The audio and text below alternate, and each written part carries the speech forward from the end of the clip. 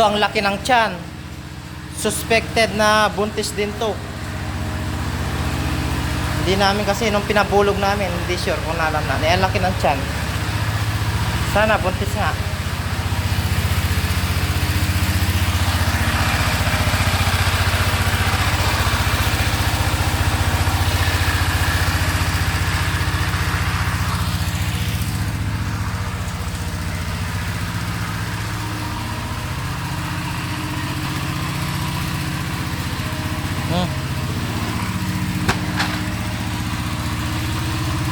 Pinapaalmusal do dapat ano lang.